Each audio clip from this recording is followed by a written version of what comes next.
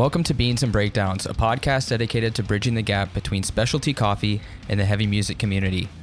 On this episode, I'm joined by Liam and Tyler from the hardcore band BAITED. So grab a fresh cup of coffee and wake the fuck up!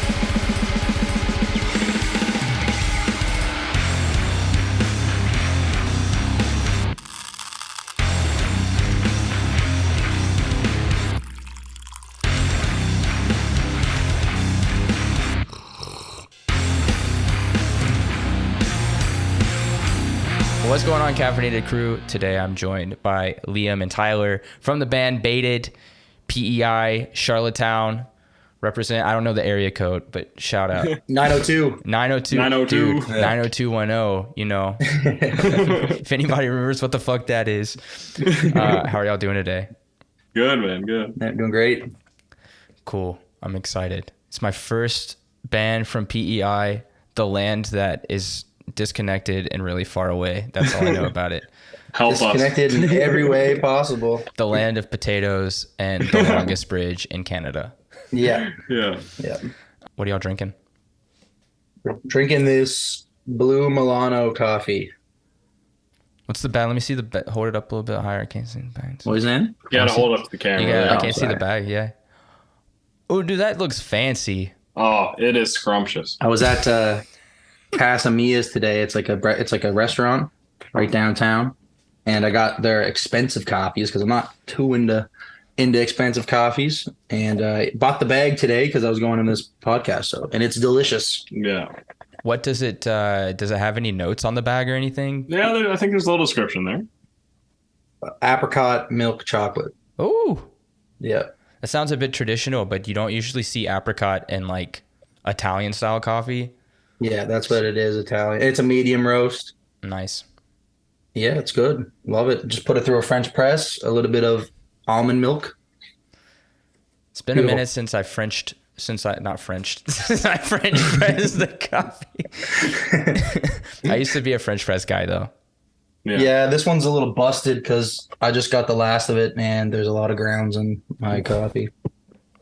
Yeah. Yeah, this one isn't too bad. I got no grounds in mine. Because you were the first pour of the day. Oh, yeah. That's it. Fancy. You get first pour privileges. Yeah.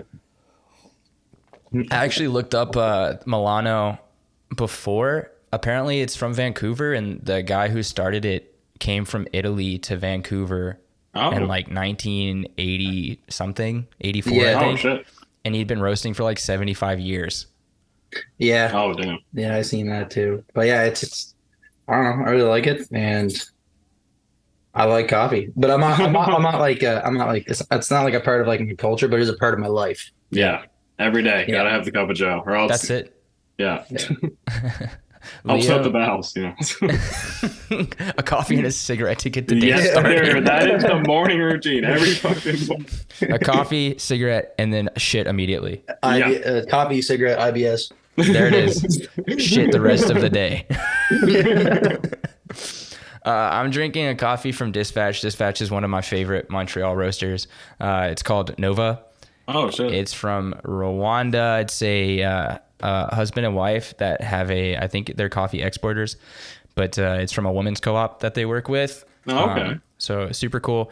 It kind of tastes like, Neapolitan ice cream. Yeah. Yeah. So it's kind of like that, and like some citrusy like star fruit, which I don't know what star fruit is. But it's definitely like a subtle citrus, kind of like a bergamot. If anybody has tasted that, like tiny little citrusy. Very good. Seems like you're enjoying it. It's good. It's like the second cup I've had of it today, because I was at the shop earlier and I had one on drip. That's what they were dripping. Yeah, they drip this stuff at Casamia's, and it was really good. And I usually have to put like a little bit of sugar in my coffee, but I just drank it black. No, and it's perfectly good. It's not. Yeah. It's not like a hit to the fucking face. Yeah. It's not like Liam from Cancer Bats calls like regular Folgers and shit. He calls it headache water. Yeah. Greatest description I've ever heard. It'll dry out. Yeah. We might have to put that on a t-shirt one day. I don't know. I'll ask Liam for his permission. It's like my grandfather's go-to. Yeah. Just Insta coffee right into some like hardly boiled Oh. microwaved water. Oh. Just terrible. Microwave water, like instant radioactive coffee. Yeah. Blech. My wife's grandma, like her go-to is Nescafe. But Like they just like mix- an Insta ones. Yeah. Yeah, but they mix it in hot milk. Oh, really? Not water? That's different. That's strange. It's like a Yeah. hot chocolate almost. Yeah. It's like a Mexican life hack. So it's pretty interesting. I do not like it. No, I don't wouldn't think say. I would.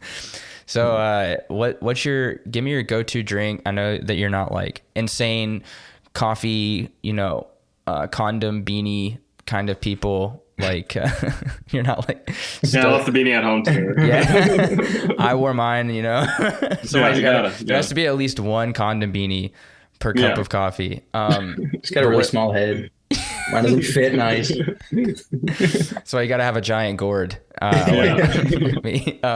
What's your go-to drink when you go to a cafe? I just get a coffee with milk and sugar. That's all. Nice. Yeah. Just Yeah. basic. Or I get lattes. I do like a warm latte or a cold latte. I know my girlfriend loves going to Starbucks and getting iced vanilla lattes. So I've been getting them a lot. Yeah. Nice. I know I've listened to your podcast. I know you're not big on Starbucks, but I'm just not big on capitalism. That's yeah. Understandable. Fair enough. It's fair enough. Yeah. what about you, Tone? Yeah, I mean, like there's a shop like the Kettle Black downtown has a really good coffee spot.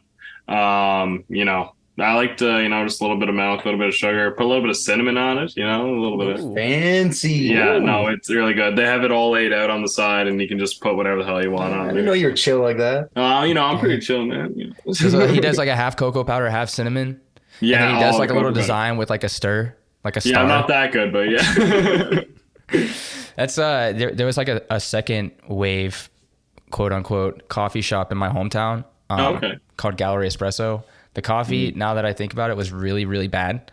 But like at the time, I thought it was so cool because they would do like, if you get a mocha, then they'll do like some of the syrup on top and make like a cool little design. Yeah, Oh, of yeah. course. So I feel like that was like a cool transition between like your grandpa's Folgers and then like cool coffee drinks with like matcha and homemade brown sugar syrup and shit like that, Yeah. where you get yelled at if you order like an iced macchiato. But yeah, those are the things. I do not look down on people who enjoy Starbucks though. I do want to clarify that. Yeah. It's not my go-to. Honestly, my go-to is Tim Hortons. See, I get behind Canadians that are diehard Tim Hortons still to this day. That I gotta give credit for that. I just like when they don't mess up my coffee. That's the biggest thing. I'm like, this is how I want it. And like they get it right like 50% of the time, but like, man, I've not had a good experience with Tim's. a Robbins is toss-up. pretty good on it. And Robbins. Robbins is all right. What's No, man. Robbins? It's like a shitty Tim's. It's like Tim's if you're from like up west Charlottetown and you're racist. Like basically. It's It's not like horrible. it's like country as fuck. It's just they don't fuck up my coffee as bad as Tim's does. That's the biggest. I don't like Robbins. It's not, I'm not shitting on the company saying the company's racist. I just know too many people that are from up there that love Robbins that are. Yeah. Is it a franchise? Yeah, I think Yeah. it's just small though. Yeah, I thought it was like it's in it's. You guys don't have a Robbins up there? Not to my knowledge. I don't even think it's in like Nova Scotia, but they like Really? they microwave your like sandwiches and stuff. It's not great. Yeah. They don't panini press that shit. Come No. on. No. I mean, it's close to my house. That's the only reason. It's like a 2-minute drive. So- Robbins, is it with one B? I think so. Yes. Yeah. Yeah. I want to. Robbins Donuts. I just want to see. Oh, Robbins Donuts. Yeah. See, I can get behind that. I'm not about racism by any means. Understand. I'll go in and pick up my donuts in an Antifa shirt. How about that? They do have like a crazy deal that we used to go and get where Yeah. at 12 like was it like 5 o'clock? Yeah. something After like that? 5 o'clock, you get like 12 donuts for like $6 or Yeah. something because they were there for a while. Me and my Yeah. buddy used to bike down from our place and go to Robbins, and then we would get the big box for $6. We'd put together $3 each, get 12 donuts, go back, play Minecraft for like 12 hours straight. Oh man, I love that. the good old days. The good old days. Get good the old Mountain days. Dew code red. Oh man, that takes me back. Yeah. That's like my band in high school. Whenever we would jam or whatever, it'd be like Mountain Dew code red, Mountain Dew Midnight Black. Yeah. Shit was bad for you. So much number red dye number 40 or whatever. Oh, good days when you could drink anything without repercussion. Yeah, now you drink and you feel like you're gonna have a heart attack. You need to like take some.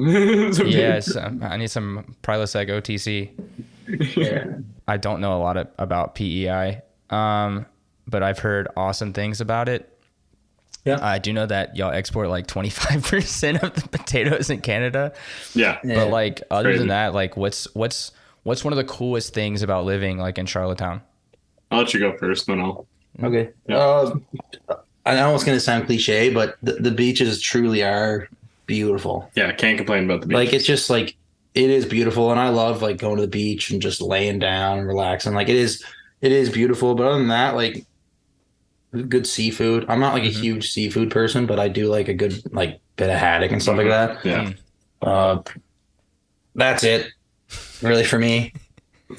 I mean, for me, I just like taking drives out in the countryside. It's just like it's like an old English town almost. You know what I mean? Like it's very old school. You know, you go out and you like see these old houses that have been there since like the 80s or like There the is some 70s. beautiful houses downtown too. Like I'm not sure if you've seen our album cover, but like the old broken Yeah. down house with like the what flowers are those? The Lupins. Lupins, yeah. Lupins for my grandmother. Yeah, like just beautiful stuff like that, you know, and the scenery, and then taking a drive by the beach while the sun's setting. It's like a little Canadian Hawaii. You know what I mean? It is really nice, and I like the small community. You know, it's you go to again Baba's, and you see a bunch of familiar faces every single time. It's not like Halifax where there's that strip, and you'll probably see a new 100 faces every time you go, kind of thing. Yeah, that can be a blessing and a curse, though. Yeah. You need to keep your good rep. If you have a bad rep,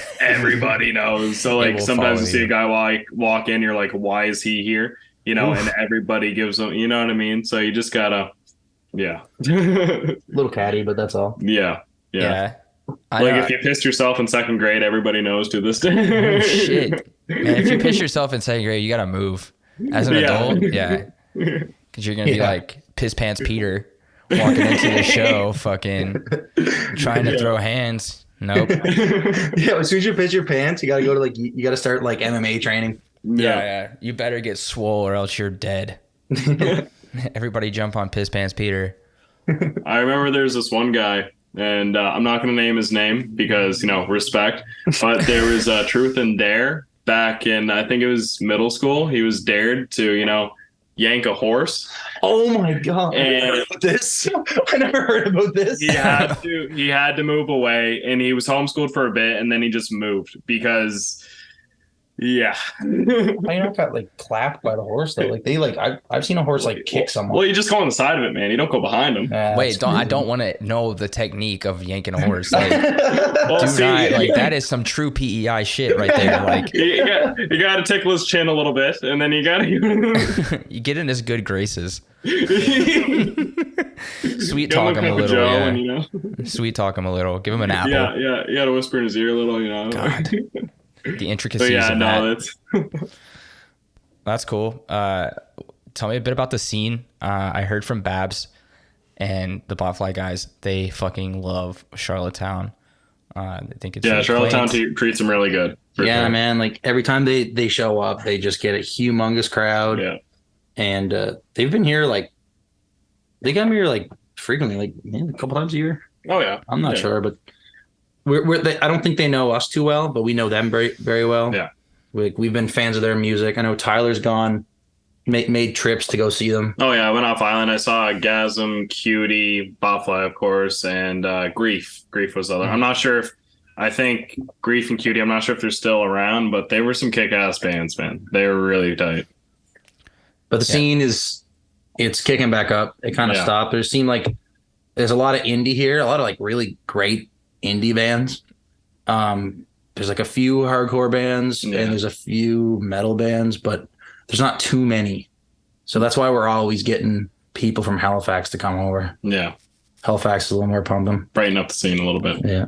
Yeah, I heard it's like hard for a lot of bands to get from this side through like the New Brunswick kind of side into Halifax and PEI. So the bands that do, like I know Cancer Bats does it all the time. And now Liam lives in fucking Nova Scotia, but I think at the beginning they did that a lot. They would go through like Montreal and Quebec and then up and over. It's like it's a trek. Yeah. And like I don't know why, like it makes sense for you to make a stop in Halifax, but it doesn't really make sense for you to come here. No. You gotta go all the way down and then come all the way back out. It's just and then pay $50 to go across the bridge. Yeah. It's $50 across the $50, man. I think it's 55. Yeah. Oh, it's ridiculous. There's no need for it, especially if you're a citizen here. I feel like you should have a free pass and maybe make the tourists pay or whatever. But or just make it like $20. Yeah, like discount or something. But $50 every time you want to get out of here. Is it out and in? It's both ways. No, just out. Just out. Okay. They trap us here, you know. Yeah, if you're a resident of PEI, you should not have to pay like to leave. That's crazy. No. Yeah, it's and like bullshit. They're like main moneymaker is tourism here, right? Mm-hmm. Yeah. So they're kind of killing it by doing that. But also, I don't think a lot of people come here and then they don't know they got to pay to leave. So I think that's why they make it like you got to pay to get out, because I think a lot of people come here like, oh, it's all beautiful beaches, and then $55 to get out. It's like cool. Yeah. Thanks for the beaches. Thanks for the beach. Thanks for the lobster. Yeah, that's it. What's the craziest thing you've seen at a show in PEI? Yeah, I guess like really like the craziest show I've been to on the island was Knowles, like a hardcore band from here. Yeah. And they put out an EP like right whenever COVID was kind of dying down a little better. And then they had a show in March of last year. Yeah. And it was nuts. Fucking like you could just tell like they had a bunch of like some like indie band stuff played before them and they were really great. Everyone stayed for them and loved it. And then you could just tell everyone was like, oh man, I can't wait to fucking throw down. And they get up there and there's a bunch of people that I know from high school that are there, a bunch of people that I know they don't know what's going to happen. And I'm like, and I literally go up to them, I'm like, you're going to want to get your drink and finish it. Cause this is going to be hard. Like it was packed. People were shoulder to shoulder and then it just hit because they played a little interlude at the beginning, I think. Yeah. And then they just come in with like, and just the crowd, like it just went fucking nuts. Immediately punched the face and like, immediately, like I was like tossed, like not a very big bar, but I was tossed into like people and like drinks spilled all over me. And, yeah, it was a mess. And I was driving that night too. Like I was not drinking that night. Yeah. And I was driving home and I was like worried that if I got pulled over, I was going to get a DUI because I had so much booze poured on me. So I was driving home with my shirt off because I was like, they're going to just think I'm drinking. Like, but I guess if you pull someone over late at night at like 3 a.m. in your shirt, driving shirtless, they're going to be in March when it's like really cold here in March. So they're going to think you're going skits. How many drinks have you had tonight, sir? None. That one and a lot of like the Charlottetown hardcore shows are really great. That's where we're playing today. Yeah. And that's really it. I don't think it's crazy here. Like, yeah, it's not like crazy. Like you don't see really weird shit. I mean, last show, two of our buddies started hugging, and then I went into the hug, and then I just started grabbing people, and then it was big hug, just a big hug, huge, gigantic hug, and then this band's playing. They're just looking at us like, "What the fuck is going on right now?" Was it like a popular band, or was it just like some random band? I think it was hugging? I'm not sure if you know Earth Alter. They're kind of like drone psychedelic fucking. Oh man, they're really good. It's a bass player and a drummer, and that's it. But the bass player has like an 8-string bass, you know, like with the octave, like guitar string, like bass string, guitar string, bass string, guitar string, and he's just doing like some wicked tapping and shit like that. Yeah. If there's one thing I can say, man, it's listen to Earth Alter. I think they're like super unappreciated in Halifax. but John, he's the drummer and he's in a lot of other bands. He did up our shirts for us. Yeah. And he's been a big supporter to us and really like John. Just want to say thanks to John. Yeah. And Earth Alter rips. And I don't think a lot of people know that, but they rip. Well, they play with a lot of moshing bands, you know, like heavy hardcore, and then they just kind of go up and do the cycle. But if you like actually like sit down and pay attention, just listen to them, you just get sucked right in. Yeah. You know, like it's great. I really like when bands that are not quote unquote hardcore like come up in like the DIY scene like that, like where they kind of gravitate towards the like their friends with the hardcore community, because I see that in like I see that in like a lot of thrash and a lot of like death metal as well. Yeah, especially in the States. Like if you watch like LDB and FYA, there's a lot of bands that are like 200 Stab Wounds, Gate Creeper did that, Creeping Death, Frozen Soul. Gate Creeper's dope. Yeah. Gate Creeper. They all kind of rode that wave like from the hardcore scene, but being death metal. And so now even in Montreal, like there's a lot of bands in the hardcore scene that are like death metal or slam, but like call themselves hardcore bands, which is fun because like I think it's more about the mentality over anything. Like so bands like a psych drone metal band at a hardcore show, I feel like that'd be super dope. And it was. Like, it opens people up they can be kind of closed off where it's like, I don't want to go to a metal show. And then this band comes up with an 8-string bass tapping. That's going to be mind blowing. Like, yeah. Well, I don't even think we're hardcore, really. We're like noise rock. I don't know. It's hard to defy it, but yeah. Yeah. I just call ourselves hardcore because our shows have like a hardcore vibe to them. Yeah. Y'all kind of remind me of Trap Them a little bit. Oh, that's fucking awesome. Like it's kind of fastcore. Yeah. That's, I mean, like, it's not as like it's not like HM2, like guitar tone. Like I actually just bought one. So I could, but all the knobs all the way up. Oh, it's chainsaw time. Absolutely, man. Like, yeah, that's a huge, like we get a lot of like, people say we sound like Billy Talent, but heavier. I don't hear that. You don't. Billy Talent was like a childhood band. Like, love Billy Talent. I know, like, I know some people might think they're lame, and they might be a little lamer now.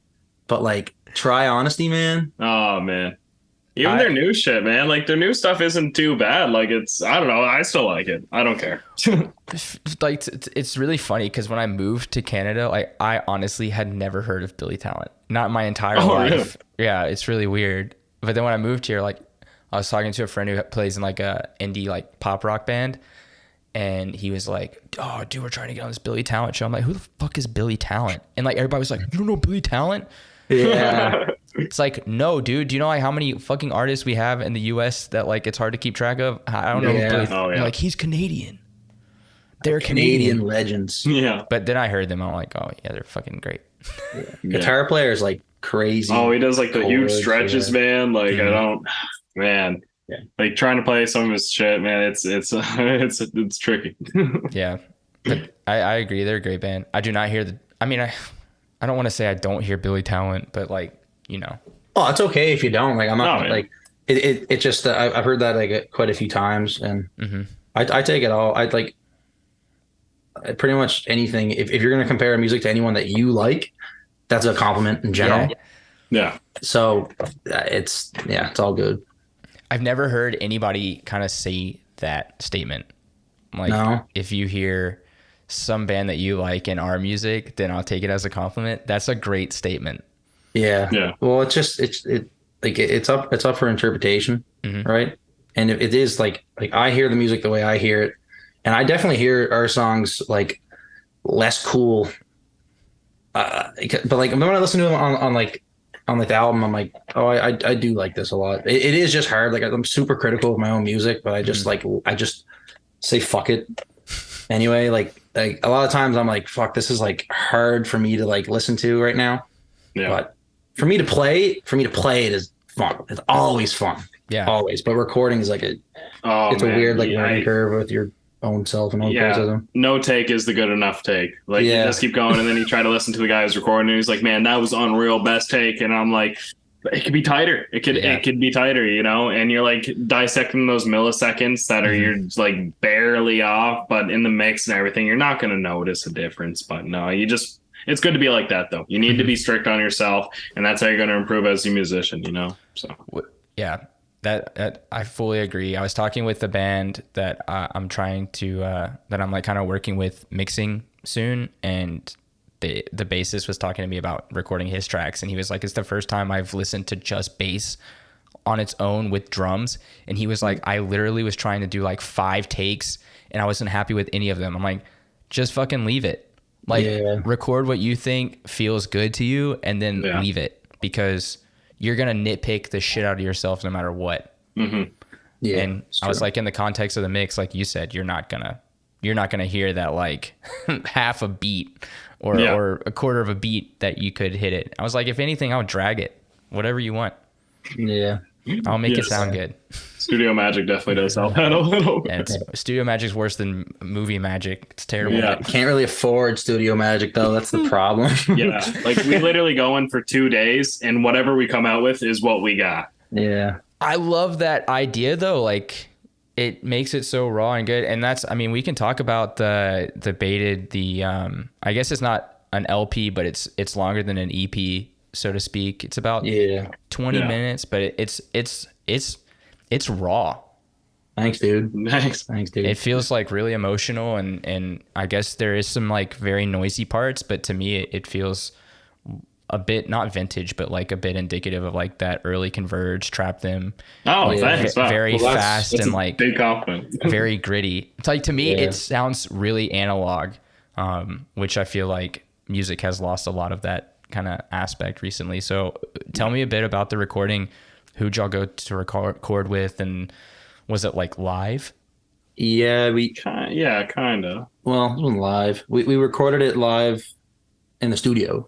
Yeah. with our drummer Andy, his best friend Ryan P. Gallant. Yeah. He plays drums in like 25 bands. Yeah. Yeah. Like he's in like a metal band that's like old school classic, like Death like Valley Driver. southern metal, like That's cool. Pantera. It's called Death Valley Driver. They opened up for Metallica back in like 2011. What the fuck? Yeah, so like they're like legend status just from that. But we love that, and we haven't, like, me and Tyler have been playing in bands for like 7 years. Well, since I was 17, I'm 22, turned 23, and like I've been playing in bars and stuff since I was 17. Just my mom would be in the back, the old guys be drunk hitting on her, and I'd just be up there trying to rock and roll. Bandmates be hitting on her. Yeah. Weird. It's fine. It's fine. Weird. Love Lori. Lori's awesome. Yeah. That's cool. So did y'all do live off the floor, like in the studio? Or was it? We did like drums, bass, guitar, vocals. Yeah. We didn't do it all in one. I don't think we were necessarily trying to do that, because it was our first time. It's actually my first time ever recording to a click. Yeah. So like, that's a learning curve in its own.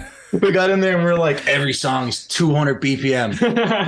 And then Andy was doing the D beats, and we are like, he's like, 200 BPM, you fucking serious? We're like, okay, 160. And it's like, no, 162, 164, and then it ended up being like 158. Yeah. Something like that. Like, it's just the way the learning curve is, but we got it. And I remember like we were trying like the first song, and Andy was like not feeling it, and he looked right at us and he's like, boys, I don't know if I got this. We're like 2 day, time. Like, well, you better get it here, or We went outside. You did great. Yeah. Went outside, Fucking make or break. Yeah. He like had a cigarette, and we're like, let's just move on to a different one. No big deal. Yeah. And then he like literally, it was just like song after song after song after that. So, Yeah. Sometimes you got to put that one away and then come back to it. yeah. You got to get warmed up, Yeah. 100%. Yeah. That's awesome. I mean, I can definitely hear like super, super raw. Like I said, it almost feels like it was like tape. Like it has that kind of grittiness to it. Oh, really? Wow. Yeah, I really like it a lot. So I wasn't sure if somebody in the band was like an audio engineer, because it sounds like somebody in the band was like, yeah, we want this specific thing, and we want, because it sounds so different than a lot of stuff that I've heard coming out recently. I think like Prowl's LP recently has kind of that sound as well. Yeah. But they did it in like 2 years. Yeah, we did it in 2 days. Yeah, it's sick. Yeah. And then you added another layer because like we were thinking the guitar was a little bit weak. So then he went and recorded another layer on top of it after the fact and then added it. And I think that also added like some kind of, raw element to it. For sure. Yeah, and that was actually Ryan P's first time fully recording and mixing and mastering a band. So that's his first time like having like a project under his name that he did all that work. We're very appreciative of it. Of him. He did an amazing job. Did an amazing job. Yeah. So That's very impressive. Like honestly, I was like, this is different, but I really, really like this a lot. Yeah. So thanks, man. Yeah, we've been a lot of those riffs are like recycled riffs from 2018. Yeah. Stuff like that. And me and Tyler were just tired of not playing music. So I invited him over one day and we started just writing songs on the computer. And I just learned how to program drums. Yeah. And I was like, dude, like we should just release this like this. I don't even care. And then we sent it to our buddy Andy because I played in like a rock band with him like a year before that just kind of fell through, and I didn't think he'd like it. And then I knew he was like into death metal like a while ago and stuff like that. But he sent it to him and he was like, "That's awesome. Let's do this." And then just immediately, he's like the perfect. It's so hard to find drummers around here. Impossible. He's the perfect drummer for what we need, man. Because he hits the drums like stupid hard, like stupid. That's all you need. Yeah. Because the harder you hit, the less mistakes are evident. You know what I mean? Yeah. So that's the hack. Well, and also just the writing process with him. It's literally you play a riff and he's like, "Oh, well, this is going to sound good on that." And we're like, "It does, perfect." Yeah. And then we just roll with it. This band's very easy. That chemistry is so hard to find, to be honest. It is. Yeah. Mm-hmm. Well, me and Tyler have been in like 7. I think I counted the other day. Oh yeah, 7. Because we did that band with Reese for a bit too, like Nakaname, and it's.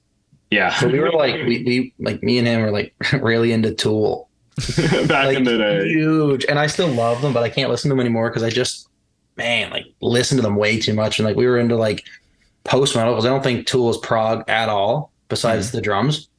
They're just post metal, man. Yeah. And we love post metal and we like doing the long song things. Yeah. And people are kind of dicks around here. What? And don't like the long songs. Like 10-minute songs, right? Hate the long songs. Oh, yeah. Y'all do great in Montreal. Y'all do great in Montreal.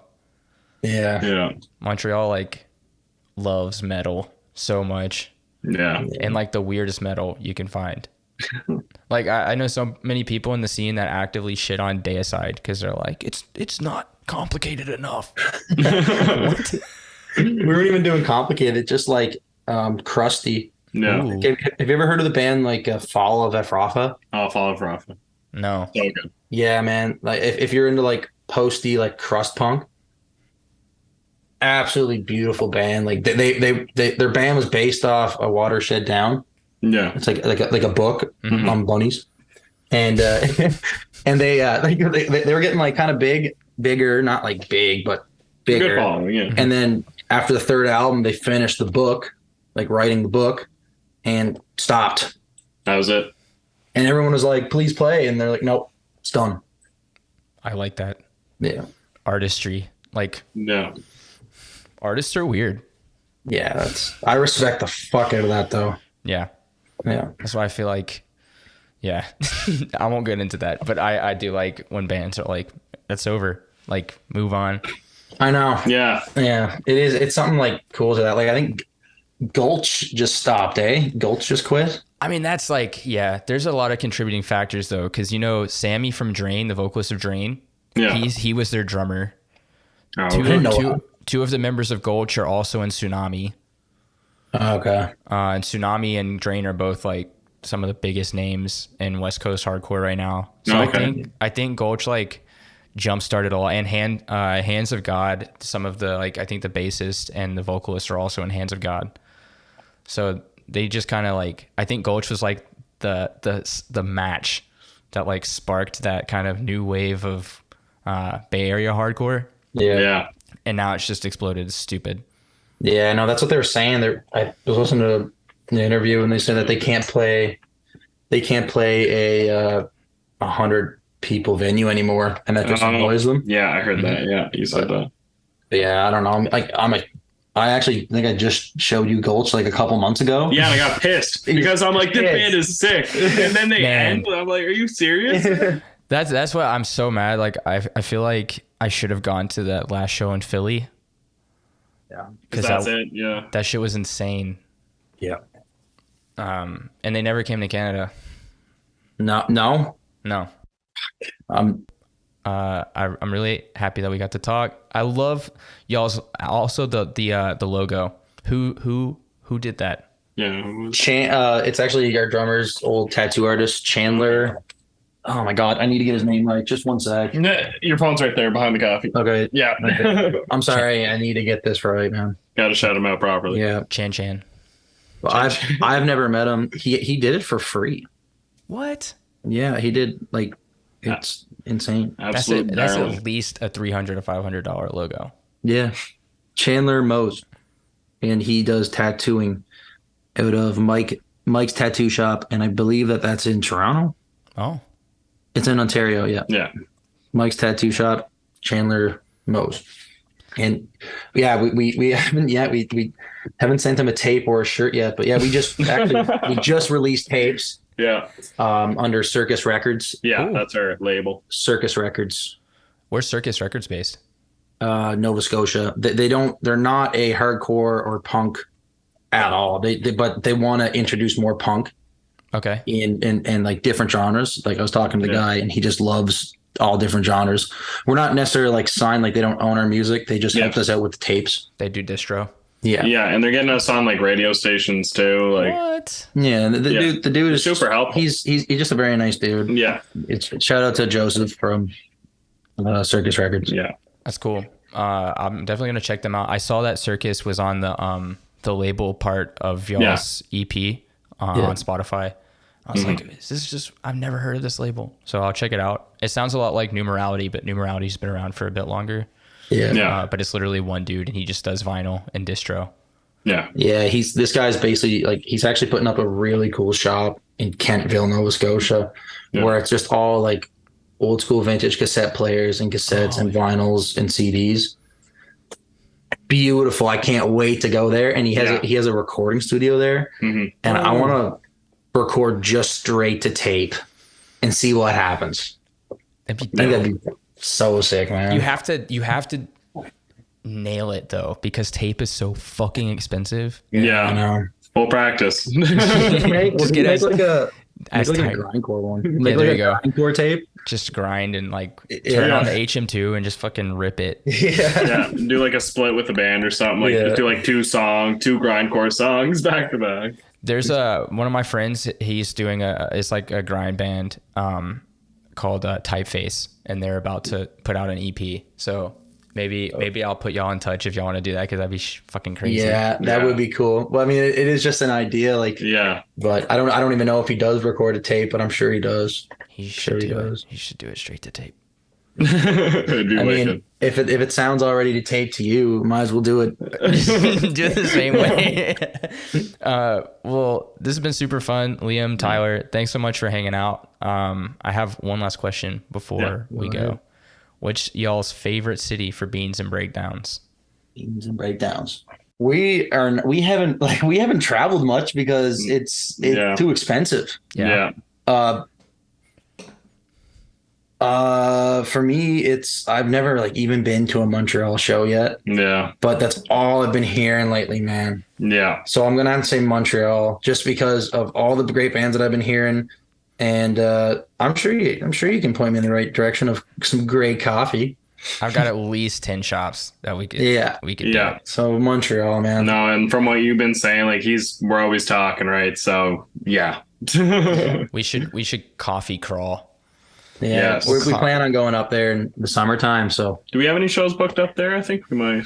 Working on it. Yeah, we want to get up that way for sure. We'll get something. Yeah. We'll see. Yeah. Appreciate this a lot. Thank you for having us, man. Yeah, for sure. I love the EP. Everybody, if you haven't checked out, it's BAITED, self-titled. It's on Spotify, all listening platforms. Pick up a tape. You can order a tape through the Circus Records site, or or come to a show. $10. Go to a show. Travel down. Well, awesome. Guys, enjoy the rest of your Saturday. Thanks so much for Yeah, hanging you too. out. Looking Thanks, forward, dude. Have a looking good day, forward man. to seeing y'all in the summer, hopefully. Oh yeah. Yeah, hopefully I don't throw any shoes. Or do it. Like, nobody gives a fuck here. Yeah, maybe I'll do it. All ages will accept that. It's not like you live here. Just get out of a bar. Like, they'll kick you out and be like, fine. I didn't even want to stay. Yeah. Well, later.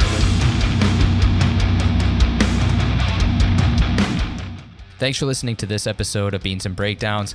I want to say huge thanks to Liam and Tyler for hanging out on the podcast. It was so fun getting to talk about BAITED, their experience recording, and about PEI. Be sure to check out the LP self-titled from BAITED on all listening platforms. Go and give that a spin. If you've enjoyed the podcast, please subscribe and leave a review. You can also find out more information about the podcast by following us on Instagram at Beans and Breakdowns or on the web at beansandbreakdowns.com. Until next week, be sure to stay caffeinated and wake the fuck up.